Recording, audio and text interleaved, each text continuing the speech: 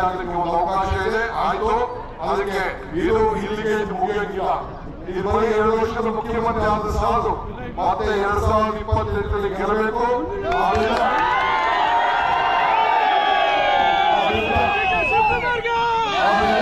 ನೀವೆಲ್ಲರೂ ಕೂಡ ನನ್ನ ಮನೆ ತೆರೆದಿದೆ. ಪಾರ್ಟಿ ಪಕ್ಷ ನೋಡಕ್ ಹೋಗ್ಬೇಡಿ, ಯಾವ ಬಿಜೆಪಿನೂ ನೋಡಕ್ ಹೋಗ್ಬೇಡಿ, ದಳನೂ ನೋಡಕ್ ಹೋಗ್ಬೇಡಿ. ಎಲ್ಲರನ್ನೂ ವಿಶ್ವಾಸಕ್ಕೆ ತೆಗೆದುಕೊಳ್ಳಿ. ನನ್ನ ಮನೆ ಬಾಗಿಲು ಎಲ್ಲರಿಗೂ ತೆಗೆದಿದೆ. ನಾನು ಮುಖ್ಯಮಂತ್ರಿ ರಾಜ್ಯಕ್ಕೆ, ನಾನು ಮುಖ್ಯಮಂತ್ರಿ ಎಲ್ಲರಿಗೂ ಕೂಡ ವಿಶ್ವಾಸಕ್ಕೆ ತೆಗೆದುಕೊಳ್ಳಿ. ನಾನು ಪೊಲೀಸ್ ಸ್ಟೇಷನ್ ಹೇಳಿದ್ದೀನಿ, ಯಾರು ರಾಜಕೀಯವಾಗಿ ಕೇಸು ಪಾಸು ಬಂದು ಅಂದ್ರೆ ಯಾರು ಎಂಟರ್ಟೈನ್ ಮಾಡಬೇಡಿ ಅಂತ ಹೇಳಿದ್ದೀನಿ. ಎಲ್ಲ ರಾಜಿ ಮಾಡಿ ಸೆಟಲ್ಮೆಂಟ್ ಮಾಡ್ಕೊಂಡು ಹೋಗ್ಬೇಕು, ಶಾಂತಿಯಿಂದ ಇರಬೇಕು. ಇಲ್ಲಾಂದ್ರೆ ಪ್ರತಿಯೊಂದು ಕೂಡ ಮುಖ್ಯಮಂತ್ರಿ ಕ್ಷೇತ್ರ ಅಂತ ಹೇಳಿ ನನಗೆ ಕೆಟ್ಟ ಹೆಸರು ಬರ್ತದೆ.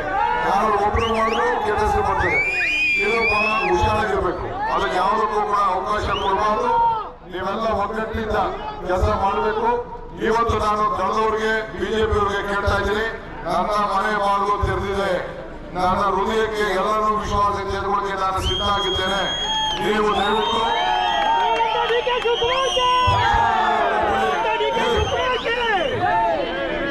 ನೀವು ಯೋಚನೆ ಮಾಡಕೋಬೇಡಿ. ಈಗ ದಳದವರಲ್ಲಿ, ಬಿಜೆಪಿಯವರಲ್ಲಿ ಇನ್ನೊಬ್ಬ ಡಿ.ಕೆ. ಶಿವಕುಮಾರ್ ತಯಾರು ಮಾಡಕ್ಕಾಗಿಲ್ಲ, ರಾಜ್ಯದ ಮುಖ್ಯಮಂತ್ರಿ ಮಾಡಕ್ಕಾಗಲ್ಲ. ಯಾಕೆ ಟೈಮ್ ವೇಸ್ಟ್ ಮಾಡ್ಕೋಬೇಡಿ. ನಿಮ್ಮ ಅಸೂಯೆ, ದ್ವೇಷ, ಮನವ ನೀವು ಬಿಡಬೇಕು, ಅವರು ಬಿಡಬೇಕು. ನಾವೆಲ್ಲ ಒಗ್ಗಟ್ಟಾಗಿ ಮಾಡ್ತಾಯಿರುತ್ತೆ. ಲೋಕಲ್ ಪಂಚಾಯತಿಗಳ ಜಗಳ ಆಗ್ಬೋದು, ಸೊಸೈಟಿಗಳ ಜಗಳ ಆಗ್ಬೋದು, ಬೇರೆ ರೀತಿ ಜಗಳ ಆಗ್ಬೋದು, ಹಂಚಂಕೆ ಜಗಳ ಆಗ್ಬೋದು. ದಯವಿಟ್ಟು ನಾವೆಲ್ಲ ಮರೆತು ಒಗ್ಗಟ್ಟಿನಿಂದ ನಾವೆಲ್ಲ ಸೇರಿ ದುಡಿಯೋಣ. ಆದ್ರಿಂದ ಎಲ್ಲರಿಗೂ ಕೂಡ ನೀವು ಕಾರ್ಯಕರ್ತರು ಅವ್ರ ಮನೆ ಬಾಗಿಲು ಹೋಗಿ ನಾನು ಕರಿತಾ ಇದ್ದೀನಿ ಅಂತ ಹೇಳಿ ಸ್ವಾಗತ ಮಾಡಿ ನಾನು ಭೇಟಿ ಮಾಡ್ತೀನಿ. ಅವ್ರಿಗೇನ್ ಬೇಕೋ ಬೆಂಬಲವಾಗಿ ಜೊತೆಗಿದ್ಕೊಂಡು ಎಲ್ಲ ಶಾಂತಿಯಾಗಿ ಇಲ್ಲೊಂದು ಮಾದರಿ ಕ್ಷೇತ್ರ ಮಾಡಬೇಕು. ನಿಮ್ಗೆ ಏನೇನು ಆಗ್ಬೇಕು ಅಂತ ಹೇಳಿ ಈಗ ಒಂದು ಪಟ್ಟಿ ಮಾಡ್ಕೊಳ್ಳಿ, ಪಂಚಾಯತಿಯಲ್ಲಿ ಕೂತ್ಕೊಂಡು ಪಟ್ಟಿ ಮಾಡ್ಕೊಳ್ಳಿ. ಕನಕಪುರದಲ್ಲಿ ನಾನೊಂದು ಅಧಿಕಾರಿನ ಇಟ್ಟಿರ್ತೀನಿ, KS ಅಧಿಕಾರಿನ ಇಟ್ಟಿರ್ತೀನಿ. ಅಲ್ಲೊಂದು ಅರ್ಜಿ ಕೊಡಿ. ನಾನು ಬೆಂಗಳೂರಲ್ಲಿ ಭೇಟಿ ಮಾಡೋಕ್ಕಾಗಲಿಲ್ಲ ಅಂದ್ರೆ ಅಲ್ಲೊಂದು ಅರ್ಜಿ ಕೊಡಿ. ನಾನು ಸಾಯಂಕಾಲ ಬಂದು ಕೊಡ್ತೇನೆ. ನಾನು ಸುರೇಶ್ ಕೂತ್ಕೊಂಡು ನಾನು ನೋಡ್ತೀವಿ, ಲೀಡ್ಗಳು ನೋಡ್ತೀವಿ, ಏನಾಗಬೇಕು ಅನ್ನೋದನ್ನ ತೀರ್ಮಾನ ಮಾಡ್ತೀವಿ. ಇದನ್ನ ಉಪಯೋಗಿಸ್ಕೊಳ್ಳುವಂತ ಕೆಲಸ ನೀವು ಮಾಡಬೇಕು.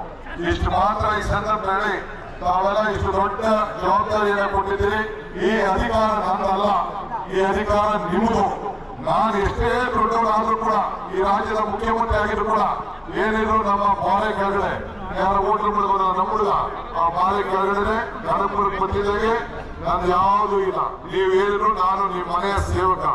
ಇವತ್ತು ಆ ನಾಯಕರುಗಳು, ಹಿಂದೆ ಇದ್ದಂತ ಎಲ್ಲ ನಾಯಕರು ಹೇಳಿದ್ನಲ್ಲ ನಾನು, ಹರಿಹರ ಬಸವರಾಜ್ ಇರ್ಬೋದು, ನಮ್ಮ ತುರ್ಮಲಿಗೌಡರು ಇರ್ಬೋದು, ತೂತೂರು ಮಗಳೆಲ್ಲ ಎಷ್ಟು ನನಗೆ ಬೆಂಬಲವಾಗಿ ನಿಂತ್ಕೊಂಡು, ನಮ್ಮ ಸಾತೂರು ಚಿಕ್ಕಣ್ಣವ್ರ ಮಗ ಬಸವರಾಜ್ ಇರ್ಬೋದು, ಜವರೇಗೌಡರು ಎಲ್ಲ ಎಷ್ಟು ಯಾವ ರೀತಿಯಲ್ಲಿ ಸಹಕಾರ ಕೊಟ್ಟರು ಅನ್ನೋದನ್ನ ನಾನು ಮನಲಿಕ್ಕೆ ಸಾಧ್ಯ ಇಲ್ಲ.